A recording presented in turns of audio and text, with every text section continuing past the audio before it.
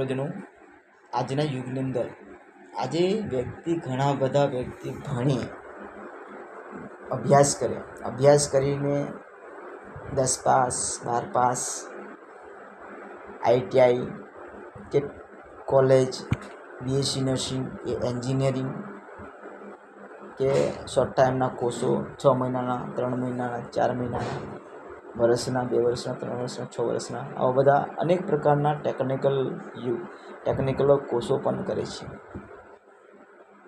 બરાબર. અમુક પોતાના ગુરુ દ્વારા કે કોઈ શિષ્ય દ્વારા પણ જ્ઞાન મેળવે છે. તો આજના યુગની અંદર દરેક વ્યક્તિ જ્ઞાન નથી હોય તો જ્ઞાન કોઈનું લઈને પણ જાગૃત વ્યક્તિ થઈ ગયા છે. તો હું કહું છું કે હું પણ નોકરી ધંધો કરું છું, હું પણ ભણેલો છું. આજે અમુક વ્યક્તિ અત્યારે તમે પૈસા સૌ પ્રથમ જરૂર છે, તો દરેક વ્યક્તિ કોઈક વ્યક્તિ પોતાની ઘરની કન્ડિશન એવી નબળી હશે તો ઓછા સમયમાં વહેલી તકે નોકરી ધંધો કરવા માટે કોઈ વ્યક્તિ ITI કાં તો શોર્ટ ટાઈમના કોર્સો કાં તો કોઈક દ્વારા માહિતી લઈને પણ કોઈ ધંધો બેરોજગારી ઊભી કરતા હોય છે, કાં તો નોકરી કરતા હોય છે. તો આજે છોટાઉદેપુર જિલ્લા કે દરેક જિલ્લાની અંદર એપ્રેન્ટિસ ITI કર્યા બાદ પછી એપ્રેન્ટિસ કર્યા પછી લોકોને નોકરી મળતી હોય છે. પરંતુ તમે જોશો કંપનીમાં કે ગવર્મેન્ટની ઘણી બધી ઓફિસોમાં જે ટ્રેનિંગ લીધો હોય એને 1 વર્ષની કે 2 વર્ષની ટ્રેનિંગ સેન્ટર લીધી હોય, પછી તે એપ્રેન્ટિસ માટે 1 વર્ષ કે 2 વર્ષનો એપ્રેન્ટિસ સેન્ટર હોય, તો ત્યાં આપણે એપ્રેન્ટિસ કરીએ તો ત્યાં પણ પગાર મળે છે. પરંતુ ત્યાં પણ કૌભાંડ છે. 8,000 પગાર આપવાનો હોય તો 6,000 5,000 આપે. PF કપાનું ના હોય પણ એ અમુક વસ્તુ કાપી દે. બરાબર. તો આ બધા ચાલાકી રમત છે.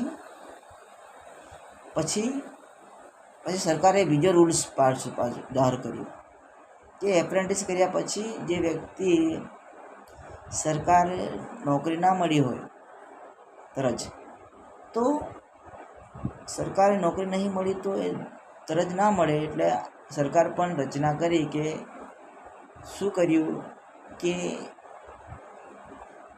ઇલેક્ટ્રિસિટીની અંદર FRTની કેન્દ્ર સરકાર દ્વારા રચના કરી કે FRT કે GEBમાં શું કામ કરી શકે. તો ઓનલાઈન સિસ્ટમ છે અત્યારે, તો ઓનલાઈન દ્વારા પબ્લિક કોઈ પણ GEB લાઇટનો પ્રોબ્લેમ હોય તો ઓનલાઈન દ્વારા પોતાના મોબાઈલ દ્વારા GEBની એપ્લિકેશનમાં રજિસ્ટ્રેશન કરી શકે કે મારા ઘરમાં લાઇટ નથી કે કોઈ આ પ્રોબ્લેમ છે. તો એવી રીતે કેન્દ્ર સરકારથી દિલ્હીનો કોન્ટ્રાક્ટ છે, બરાબર, MGVCLમાં કામગીરી કરવા માટે સરકારે લીધેલો છે. પરંતુ ત્યાં તમે કમ્પ્લેન કરીને તમે તમારો સોલ્યુશન કરી શકો છો, તમારી લાઇટનો પ્રોબ્લેમ દૂર કરી શકો. એના માટે સરકારે નવી એક નવી ટુકડી ટીમ બનાવી છે કે લોકોને પબ્લિકને GEBવાળા કરી શકે ને, પરંતુ GEB દ્વારા જ એ વસ્તુ વ્યક્તિ દ્વારા એ વસ્તુ ચાલુ કરવાનું છે. તો એના માટે બનાવેલી છે. બરાબર. અલગ કંપની છે, મતલબ FRT ફોલ્ટનો. તો એમાં તમે જોશો ઘણા બધા વ્યક્તિ નોકરી પણ લાગ્યા. નોકરીમાં પગાર 18,000 હોય તો પગાર કેટલો આપતા હોય? 6 કે 7,000. તો GEBનું કામ, GEBના કર્મચારીને લાખ 1.5 લાખ રૂપિયા પૈસા હોય અને આપણ જેવો નાનો વ્યક્તિ ત્યાં નોકરી કરતો હોય તેને 8, 9, 10,000 પગાર મળે. અને બીજા જાય કંઈ કોના ખિસ્સામાં જાય?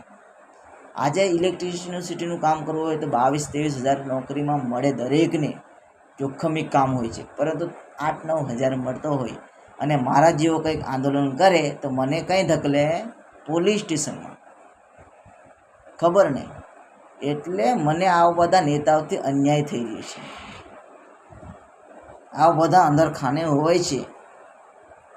એટલે સમજી જાઓ, જે બોલે છે, જે કામ કરે છે એને પૂરો હક મળવો જોઈએ છે. કામ બોલે એટલો નહીં, કામ પણ કરવું જોઈએ જે પણ જગ્યા પર. તો એને કેમ નથી મળતો ન્યાય? એ ન્યાય માટે અમે બેઠા છીએ. તમે કંઈ કૂદતા જવાના છે? કોની સાથે જવાના છે? असली राजा इधर बैठा है, इसलिए मेरे को ठोकर खाया था ना, मेरे को मारा था, मेरे को सजा दिया था. अभी मैं बोल रहा था नहीं, अभी बोलूँगा. दिल्ली आऊँगा, गांधीनगर आऊँगा, पाटनगर, जहाँ है वहाँ आऊँगा. कौन ऐसा करा था? ऐसा क्यों करा रहा था? हम पढ़ लिख कर है, हमारे को मिलने चाहिए, हमारे को बेरोजगारी मिलने चाहिए, हमारे को पैसा हमने मिलने चाहिए कि हम भी શાંતિ જીવન જીએ ને, શાંતિથી કામ કરીને ફળ લઈને. પરંતુ જેટલું તમે ખોટું કર્યું ને, ખોટું કરાવનાર કોણ હતા એને પણ અમે જોઈશું. એટલે સમય પલટો મારેલો છે. એટલે સમય સાથે ચાલનાર અને સમય સાથે કામગીરી કરનારને કોઈ જાતનું દુઃખ ના પડી શકે. એટલે મેં કહું છું કે જે વ્યક્તિ કાયદા પ્રમાણે જે કામગીરી કરે છે, નોકરી ધંધામાં કે અમે કંપનીમાં કે સરકારી ગવર્મેન્ટ કોઈ પણ ઓફિસોમાં કે ખેતી કામ, હક બધાને મળવું જોઈએ. ભારતીય નાગરિકને દરેકને હક છે, જીવવાનો દરેકને હક છે. મા બાપના બચ્ચા પેદા કર્યા કે પોતાના મા બાપ પોતાના દીકરાને એટલું નહીં, સમાજના દરેક વ્યક્તિને આવરીને જીવન જીવવાનું છે. તો તમે કંઈક કરી શકશો, કોઈ તો દુનિયામાં કંઈક દુનિયાની અંદર લોકો સારી રીતે જીવન જીવી શકશે. આ બંધારણના નિયમ છે. ડૉક્ટર આંબેડકર અમે જ નહીં બન્યા હતા રાષ્ટ્ર. તો આજે તમે આજના પેઢી શું કરી રહ્યા છે? પોતાના ઘરો બનાવશે, પોતાનું ગામમાં પોતાના એટલું નહીં, ગામની અંદર રહો, ગામમાં એટલો વિકાસ નહીં. દરેક ગામની અંદર વિકાસ થવું જોઈએ. મોટો વડીલ બન્યો હોય તો દરેક ગામની અંદર ફરવું જોઈએ. પોતે પણ તકલીફ લેવું પડે. પછી તમે ટાઈમે બેઠા બેઠા ખાવાનું માંગતા હોય, આમ કરો તેમ કરો. તમારી સેવા કરવા કરતાં જાતની સેવા કરવી એ બહુ સારી છે. આજે આપણે મોટા બનાવીએ, આપણે કંઈ તાલુકા જિલ્લામાં આપણું કામ હોય, તલાટીથી માંડીને સરપંચનું કામ હોય, તો સરપંચને ઘરે આપણે જઈએ કે આપણું કામ હોય તો આપણે પૂછે શા માટે આવ્યો, તમે શા માટે બન્યા સાહેબ? એવો સવાલ આપણે કરવો પડે. આજે નહીં, કાલે, આવતીકાલે આવજે. પોતાના સમય અનુસાર ચાલતા હોય છે અમુક તે વ્યક્તિ, ખબર ને? રાજા બની જાય એટલે પોતાના સમય અનુસાર ચાલતા હોય. પણ તમે પબ્લિકના સમય અનુસાર ક્યારે ચાલ્યા હતા? પબ્લિકનું શું દુઃખ છે? પબ્લિક માટે તમે ઊભા થયા છો. એટલે આ બધું તમે પોતાના નિર્ણય પ્રમાણે લીધા હોય, પરંતુ ના ચાલે. સમાજના નિર્ણય પ્રમાણે, સમાજના ટાઈમ પર, સમય પર ચાલે. એટલે વધારે મારે કહેવાનું નથી આવતું, કેમ કે દરેક જગ્યા પર આવા બધા કૌભાંડ થાય છે. બરાબર? આવો તમે બોલો તો તમારો વિડીયો એક્સેપ્ટ કરતા હોય છે.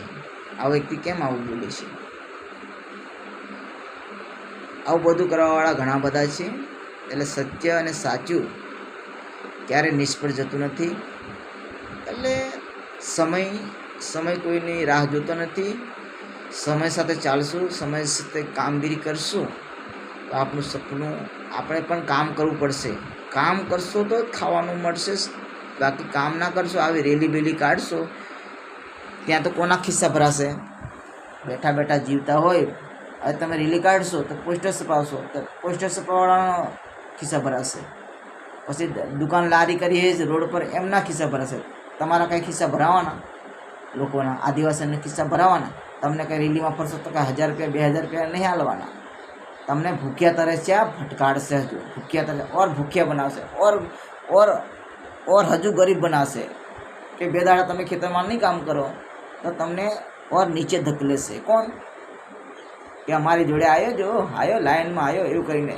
પરંતુ તમને પોતાનું કામ, પોતાની ધગસ, પોતાના કાયદા અને પોતાની લડત માટે કે મારા ઘરમાં સંડાસ બાથરૂમથી પાણીની સુવિધા નથી મળતી, તો આવા શું કરવાના? પહેલાં મને આ વિકાસ કરી આપો.